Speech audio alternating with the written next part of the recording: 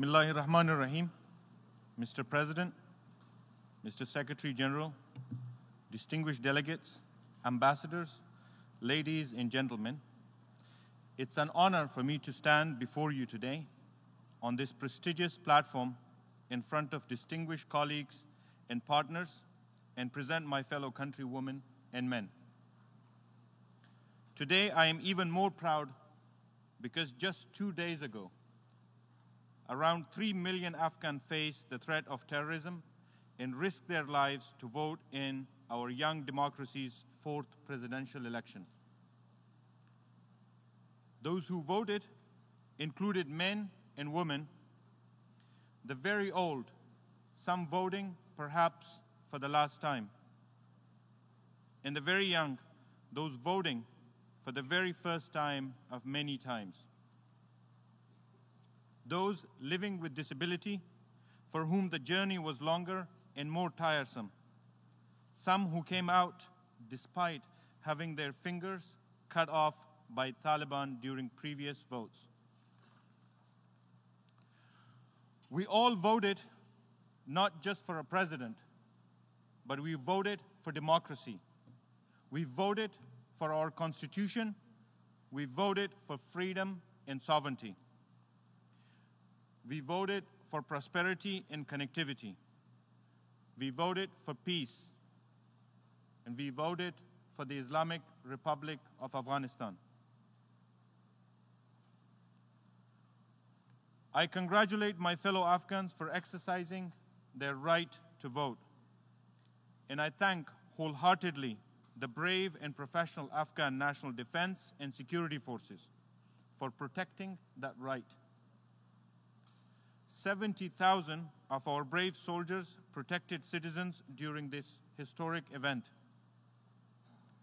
Because of their professionalism, most attacks were averted, and all attacks that were intended to inflict mass casualties on civilians. I also congratulate you and thank you, my fellow world citizens. The international community, particularly NATO member countries, have stood by us over the past 2 decades. As we recovered from war, we rebuilt as we reimagined a new Afghanistan. A new Afghanistan based on Islamic values, Afghan traditions, and hope for a permanent escape from our bloody past. You invested heavily and dearly in our vision for an Afghan democracy, even with the lives of your own countrymen and women. From the time when it was only an idea to today, when you can witness those investments turn into policies, actions, institutions, principles, and people. We, the young Afghan leaders of today, have embraced democratic values and principles, the same ones on which the United Nations itself was founded. Your Excellency, Mr. Tijani Muhammad Bande, I congratulate you on assuming the presidency of the 74th session of the United Nations General Assembly. We support the broad range of goals pursued across the agenda of this General Assembly: advancing peace and security, enhancing equal education, eradicating poverty, and addressing climate change. We also commend the efforts and leadership of the outgoing President of the General Assembly, Maria Fernanda Espinosa. Mr. President, 2 years ago, His Excellency President Ashraf Ghani stood on this platform at the 72nd General Assembly and spoke of the uncertainty that challenged the global community with questions we must confront together to find solutions. Since then, Afghans have created a bit more certainty in our corner of the world. We Afghans confirmed our commitment to democracy and peace. The ANDSF has proven itself as a solidified and professional institution able to protect our democratic process. And the international community has taken a firm stand in solidarity with the Afghan people and government. but still, uncertainty lies with those who stand in the way of peace. To the Taliban and their foreign sponsors, hear this now. A message from the Afghan people. Join us in peace, or we will continue to fight. As my colleague, Ambassador Adil Araz, said last week here at the United Nations, this is a fight we can win. Mr. President, today I represent my people, not only because it is my duty to be here, but because I, like the vast majority of my fellow citizens, about 60%, have spent the 3.5 decades of our lives in war. My colleague Ambassador Raz and my colleague Ambassador Roya Rahmani, who represent us in Washington, are also part of this generation, born and raised in war. We are the new Afghanistan. Increasingly, Afghanistan is a country driven and defined by the expectations of its youth, now more than ever. The opportunities afforded to us through the gains of the past 20 years have allowed us to change hope into something much more powerful: belief. We believe in our ability to bring about the peace we have hoped for all our lives. We have already taken many steps, but we have a long way to go in this journey. The next step belongs to us, Afghans. No matter the outcome of the presidential elections, one thing is clear: peace is and will remain the government's priority, now further strengthened by the mandate given to us by the Afghan people. The next step in the journey to peace will be taken by Afghans, just like the first step was. In February 2018, President Ashraf Ghani extended an unconditional offer of peace to the Taliban, one that still stands today. In June 2018, the unthinkable happened: a nationwide 3-day ceasefire over the Eid holidays. They gave Afghans tremendous belief that peace is possible and proved that the government has the ability to directly negotiate peace with our enemies. In November 2018, President Ghani presented the government's roadmap to peace and announced a negotiating team. As 2019 began, Afghanistan's journey toward peace continued with nationwide consultations with the Afghan people. Here, I would like to give credit to Afghan women who were the first group of Afghan citizens to unite nationally around the agenda for peace.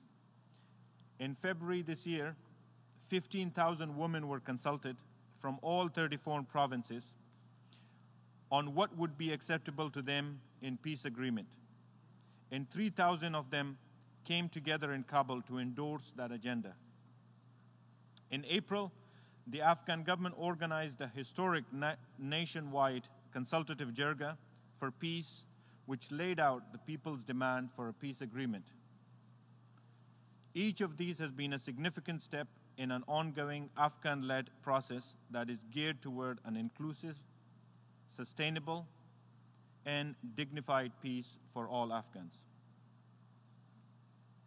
As we prepare to take the next step in this process, we're committed to the principles of inclusivity, sustainability, and dignity. The Afghan people have demanded a ceasefire to immediately stop the bloodshed. They have demanded that talks must happen between Afghans, and they have demanded that the Islamic Republic be preserved as the foundation of our nation state. We want not only to preserve the gains we have made, but to maintain the foundation that will allow us to advance those gains further. Throughout this process, we have welcomed and appreciated instances from our international partners that has allied with our principle of peace building and that has supported our Afghan-led and Afghan-owned peace process.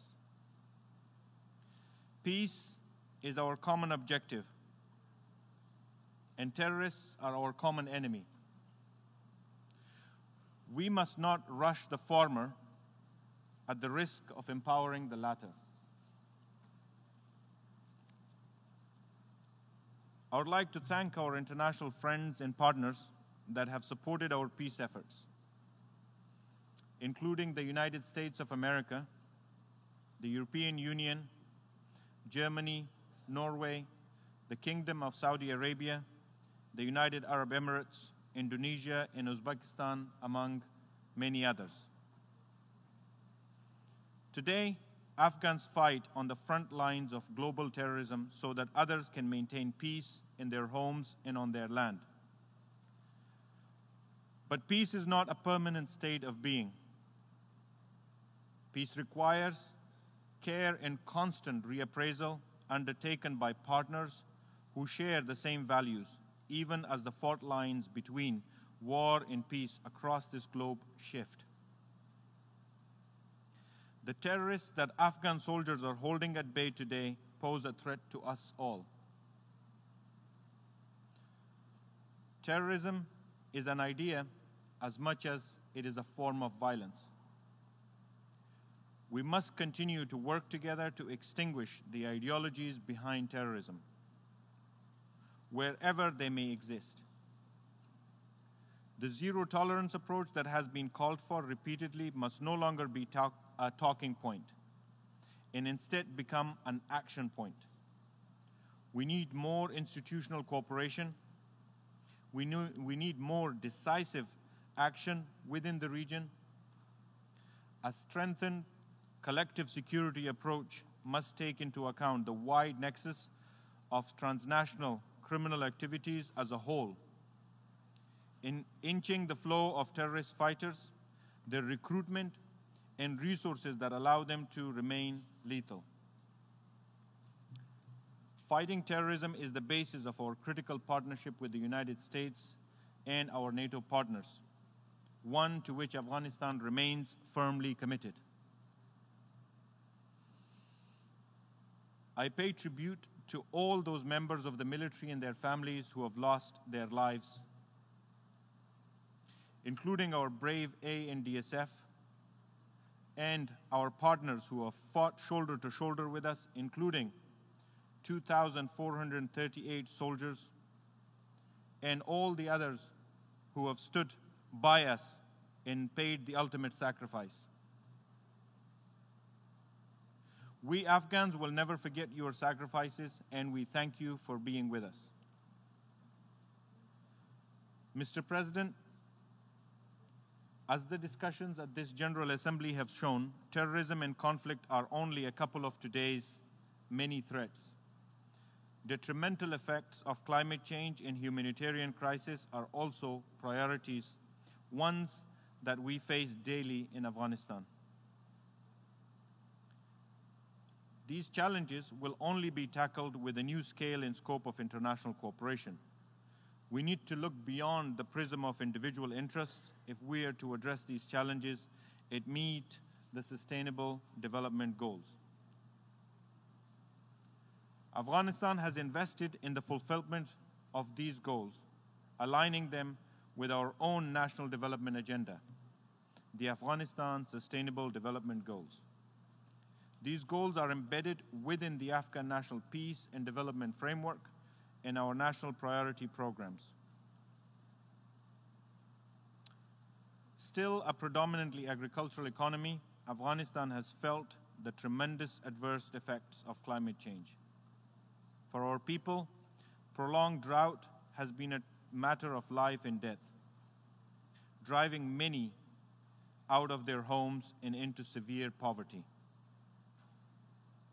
It is an issue we still struggle to find long-term solutions to, while simultaneously providing immediate humanitarian relief to those affected. Last week's Climate Action Summit reaffirmed the urgency with which new measures are needed to mitigate the effects of this threat. We will continue these important discussions in the upcoming conference of the parties meeting in Chile in December.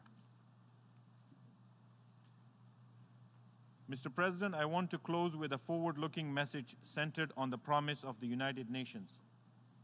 Afghanistan's journey in re-emerging from the rubble and steadily progressing is a testament to the importance of international and multilateral cooperation. This year, Afghanistan celebrated the centenary of restoring our full sovereignty. Over the last 2 decades of this century, you helped us build our democracy. Now we stand confidently on its strong foundation, and we continue to advance toward self-reliance, prosperity, and peace. The new Afghanistan continues to transform itself into a center of cooperation, connectivity, and development in our region. Afghan-led initiatives such as the Heart of Asia, Istanbul Process, and the Regional Economic Cooperation Conference on Afghanistan are already paying economic dividends, opening new frontiers for trade and the movement of goods, people, and ideas throughout South and Central Asia. Afghan democracy, we can say now, is a success story which belongs not just to Afghans, but to all of us here. Mr. President, yes, time has witnessed our progress, but time still remains an agony for us. Afghans agonize over the death of each of our compatriots.